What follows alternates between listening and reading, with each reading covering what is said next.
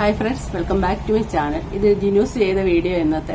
ഇത് ഏത് വിഷയമാണെന്ന് ചോദിച്ചാൽ, അഖില എന്നാരുടെ വൈഫ് ഇപ്പോഴും വൈഫ് എന്ന് എന്തിനു പറയുന്നു എന്ന് കമന്റ് ബോക്സിൽ ചോദിക്കുന്നുണ്ട്. ആ പെൺകുട്ടി മറ്റൊരാളുടെ കൂടെ ഒളിച്ചോടിപ്പോയതിൽ ഇപ്പോഴും മനോരമ ഇതൊരു പോസ്റ്റ് ഇട്ടിരുന്നു. അപ്പൊ അതിന്റെ അടിയിലൊക്കെ ആൾക്കാർ ചോദിച്ചിരിക്കും, നിങ്ങൾക്ക് നാണമില്ലേ ഇപ്പോഴും പറയാൻ? അതൊരു പരിധിവരെ ശരിയാണ്. അഖിൽ എന്നാരുടെ വൈഫ് നമ്മൾ പറഞ്ഞു പിടിച്ചുകൊണ്ട് പറയുന്നേ ഉള്ളൂ. മേഘ ഇപ്പൊ മറ്റൊരാളുടെ വൈഫാണ്. അപ്പൊ പുള്ളിക്കാരത്തി തിരിച്ച് വീട്ടിലെത്തിയിട്ടുണ്ടെന്ന് മാതൃഭൂമി മനോരമയൊക്കെ ഇന്ന് രാവിലെ തന്നെ ന്യൂസ് ഇട്ടിട്ടുണ്ട്. ആൾക്കാർ ചോദിക്കുന്നുണ്ട്, മനോരമയെ അൺഫോളോ ചെയ്യുന്നു, ഇതാണോ നിങ്ങൾ ഒരു ന്യൂസ് ആയിട്ട് എടുക്കുന്നതെന്ന്. അതിന്റെ ഒരു മറുപടി പറയാനാണെങ്കിൽ, അഖിൽ ഇത്ര ഫെയിം ഉള്ള ഒരാളായതുകൊണ്ട് തീർച്ചയായിട്ടും അതൊരു വാർത്തയായിട്ട് എടുക്കുന്നു. പിന്നെ ഇത്രയും ഇതായിട്ട് നിന്നിട്ട് കല്യാണം കഴിച്ചിട്ട് അധികം നാളാകുന്നതിന് മുന്നേ മെച്യൂരിറ്റി ഇല്ലാത്ത ഒരു തീരുമാനം എടുത്ത ആ പെൺകുട്ടി ഒരു ബസ് ഡ്രൈവറുടെ കൂടെ ഒളിച്ചോടുക എന്ന് പറഞ്ഞാൽ സാധാരണ പെട്ടെന്ന് അങ്ങോട്ട് നമുക്ക് അംഗീകരിക്കാൻ ഒരു ഒളിച്ചോട്ടം പോലെ, സാധാരണ പ്രണയിച്ച് ഏതെങ്കിലും പെൺകുട്ടി ആൺകുട്ടി ഒളിച്ചോടിയ പോലെ നമുക്ക് അംഗീകരിക്കാൻ പറ്റത്തില്ല. അതുകൊണ്ടായിരിക്കാം ഈ വാർത്തയ്ക്ക് അത്ര പ്രാധാന്യം കൊടുത്തത്. അപ്പൊ അവരുടെ പേഴ്സണൽ കാര്യങ്ങളിലേക്ക് ഇടപെട്ട് വീഡിയോ ചെയ്യുന്നത് വളരെയധികം അറ്റാക്ക് നടന്നു. അപ്പോഴും ഇതിന്റെ അകത്ത് ഇന്നിപ്പോ ചെയ്യുന്ന ജിനു പറഞ്ഞാൽ തന്നെ ഇതിന്റെ ഒരു സത്യാവസ്ഥയാണ് ചെയ്യുന്നത്. യഥാർത്ഥത്തിലുള്ള സംഭവം എന്താണെന്നുള്ളത് ഇപ്പോഴും ആർക്കും അറിയത്തില്ല. കുറേയധികം കമന്റ് ഇങ്ങനെ പറയുന്നെന്ന് മാത്രമേ ഉള്ളൂ, അതായിരിക്കാം കാരണം, ഇതായിരിക്കാം കാരണം എന്നൊക്കെ. ഏതായാലും ഇപ്പോൾ ഒളിച്ചോടിപ്പോയ ആളുടെ കൂടെ 4 ദിവസവും കണ്ടേ നിന്നിട്ടുള്ളൂ. സ്വന്തം അച്ഛന്റെ അടുത്തേക്ക് വന്നിട്ടുണ്ട്. BPD എന്ന് പറയുന്ന ആ അസുഖമാണെന്നും പറഞ്ഞ് ഞാൻ വീഡിയോ ചെയ്തിരുന്നു. അന്ന് എല്ലാവരും കളിയാക്കി. പക്ഷെ ആ കുട്ടിക്ക് BPD തന്നെയാണ്. പെട്ടെന്ന് എടുക്കുന്ന തീരുമാനങ്ങളിലൂടെയാണ് ആ കുട്ടി ജീവിക്കുന്നത്. ഒരു പക്വതയില്ലായ്കയുണ്ട്, ഒരു എടുത്തിയാട്ടമൊക്കെ ഉണ്ട്. കാരണം ഇവിടെ അത്ര അഖിലിന്റെ അച്ഛനൊക്കെ വളരെ കാർക്കശ്യക്കാരനായപ്പം അതിനെ തരണം ചെയ്ത് നിൽക്കാൻ ഉള്ള കപ്പാസിറ്റി ഇല്ലാതെയാണ് പുള്ളിക്കാരത്തി ഇറങ്ങിപ്പോയത്. അത് ആരുടെ കൂടെ ഇറങ്ങിപ്പോന്നു അങ്ങനെയൊന്നും ചിന്തിച്ചിട്ടില്ല. അതുകൊണ്ടായിരിക്കാം തിരിച്ച് അച്ഛന്റെ അടുത്തേക്ക് വന്നത്. അപ്പം അത് ഈ കാര്യങ്ങളൊക്കെ അറിയാൻ ജീമോൻ എന്ന് പറയുന്ന ഒരാളെ ജിന്യൂസ് വിളിച്ചിട്ട് പുള്ളി എല്ലാ കാര്യങ്ങളും പറയുന്ന വോയിസാണ് ജിന്യൂസിന്റെ ചാനലിലുണ്ട്. ഞാനും ഇത് ഷെയർ ചെയ്യുന്നു മാത്രമേ ഉള്ളൂ. അപ്പൊ നമുക്കൊന്ന് കേൾക്കാം. നേരത്തെ നമ്മൾ സംസാരിച്ചിട്ടുണ്ടോ ഇതിനു മുമ്പ്?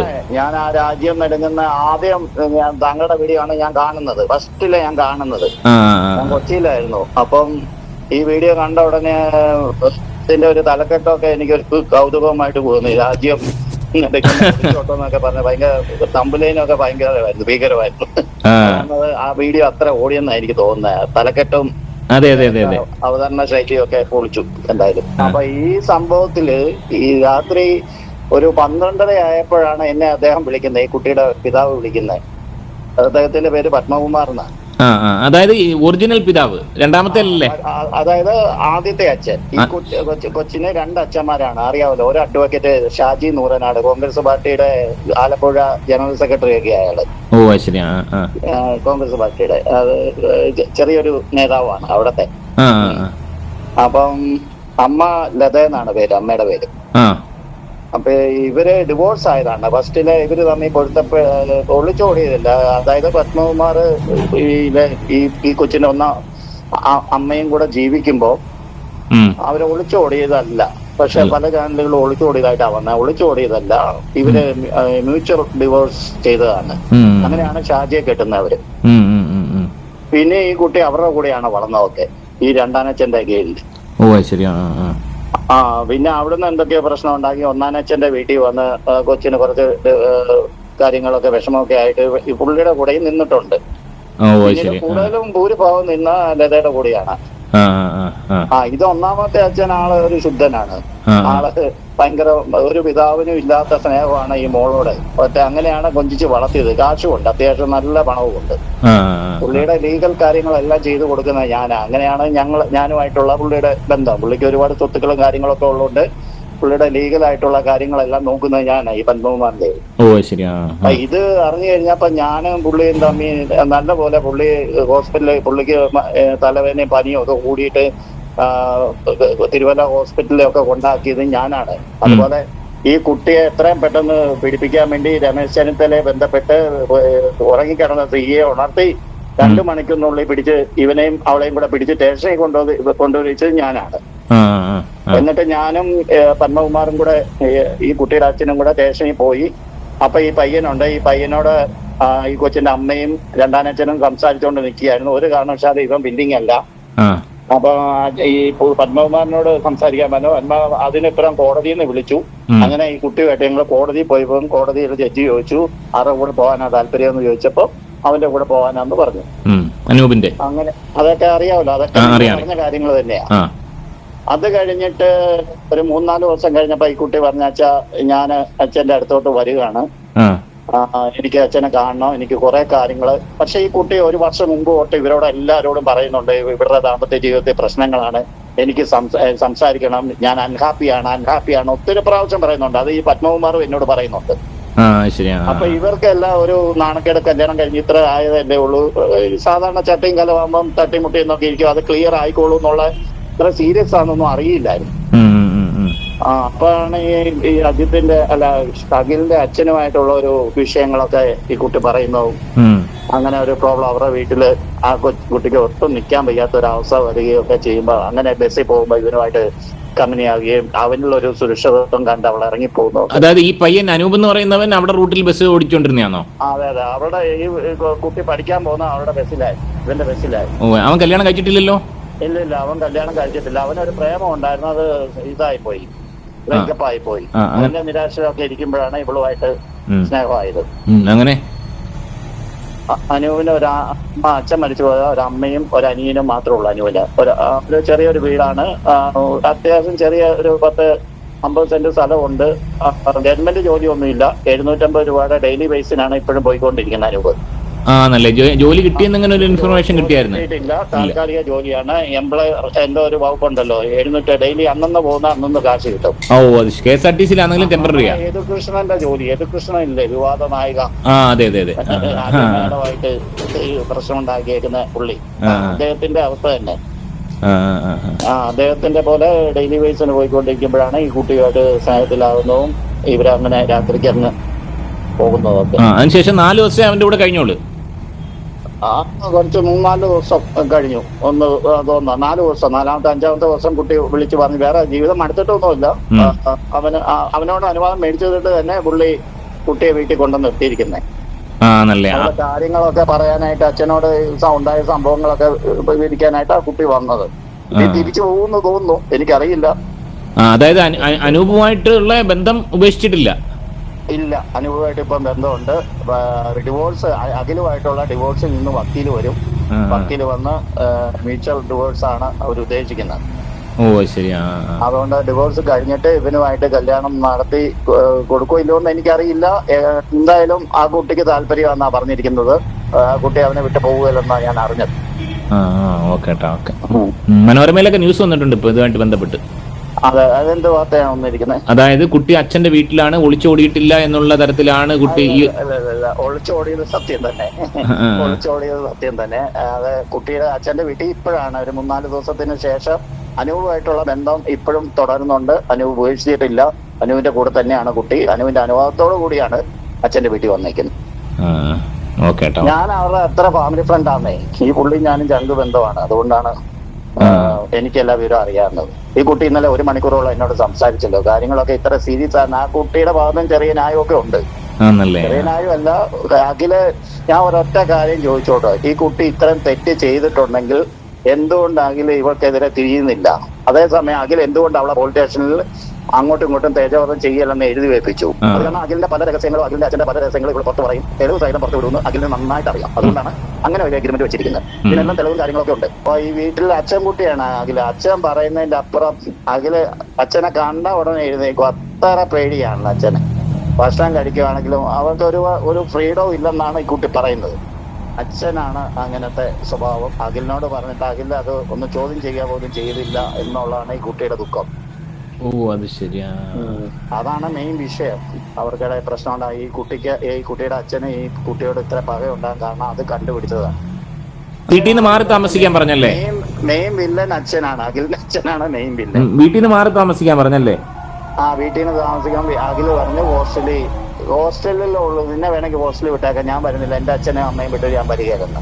അതിനായും ഒരു മകനെ അങ്ങനെ വിളിച്ച ചില മക്കൾ അച്ഛനോടും അമ്മയോടും സ്നേഹമുള്ളവർ പോവുകയില്ല. പക്ഷെ ഇങ്ങനെ ഒരു പ്രശ്നവും വന്ന് ഇവർക്ക് അവിടെ ജീവിക്കാൻ മേലാത്ത രീതിയിൽ വന്നപ്പോഴാണ് ഇവള് വേറെ താമസിക്കാന്ന് പറഞ്ഞത്. അത് അഖിലും നിരസിച്ചു. അതാണ് ഈ വിഷയം.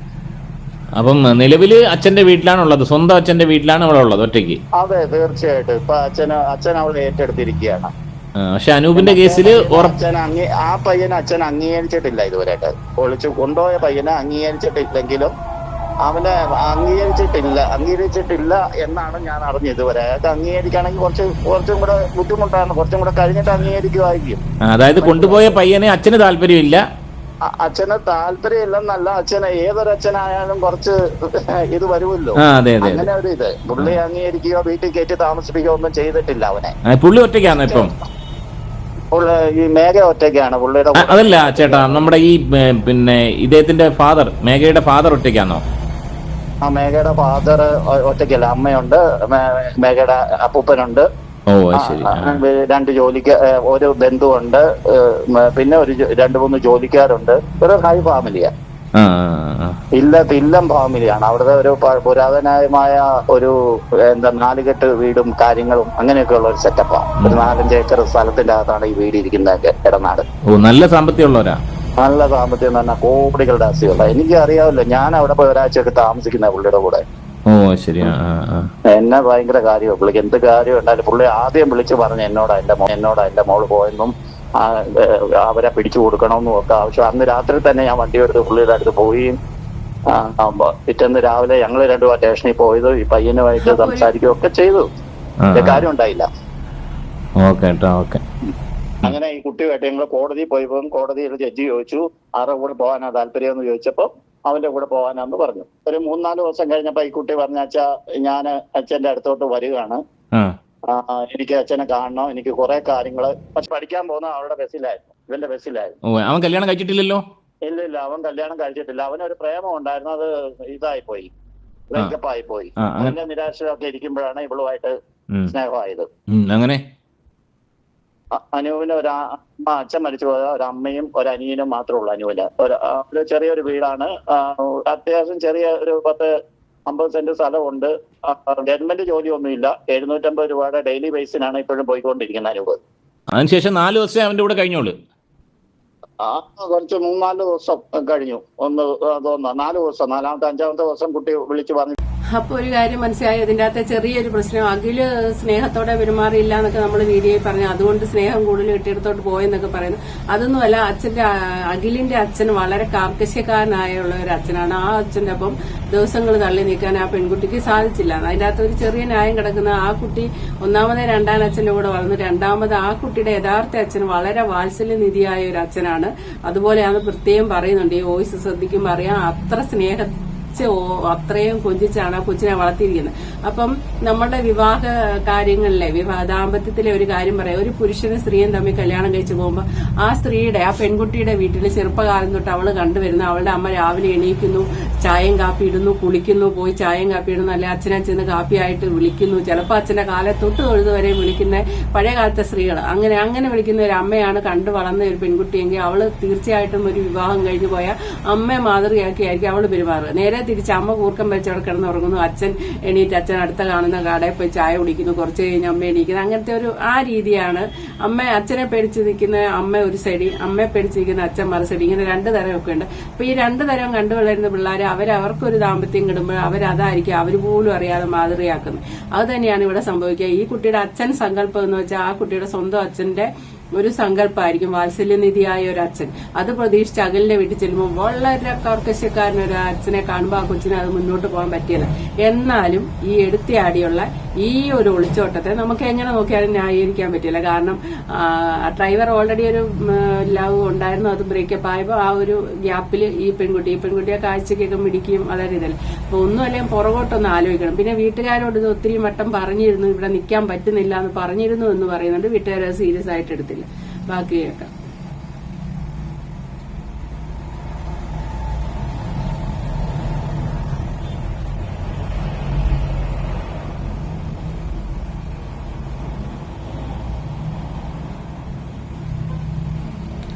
എന്താണെങ്കിലും ഈ ഒളിച്ചോട്ടത്തെ നമുക്ക് എങ്ങനെ നോക്കിയാലും ന്യായീകരിക്കാൻ പറ്റത്തില്ല. പിന്നെ ഇപ്പം അഖില് ഈ കുട്ടിക്ക് ബുദ്ധിമുട്ടാണെങ്കിൽ വെളിയിലോട്ട് പോയി താമസിക്കാന്നൊക്കെ പറയുമ്പോൾ അച്ഛനെ അമ്മ ഇട്ടിട്ടൊന്നും അഖിലിന് പോരാൻ പറ്റിയല്ല. അല്ലെങ്കിൽ കുറച്ചു കാലത്തേന് ഒരു വീടെടുത്ത് മാറി ഭാര്യയും കളയണ്ട അച്ഛനെയും അമ്മയും കളയണ്ടാത്ത രീതിയിൽ തീരുമാനം എടുക്കായിരുന്നു. ഏതായാലും പക്വതയില്ലാത്ത തീരുമാനമാണ് പെൺകുട്ടി എടുത്തെന്നേ പറയാൻ പറ്റുള്ളൂ. ഒളിച്ചോട്ടത്തെ നമുക്ക് ന്യായീകരിക്കാൻ പറ്റില്ല. എന്നാൽ ആ കുട്ടിയുടെ ഭാഗത്ത് അതിന് ചില ബുദ്ധിമുട്ടുകൾ ആ വീട്ടിൽ സംഭവിച്ചിട്ടുണ്ട്.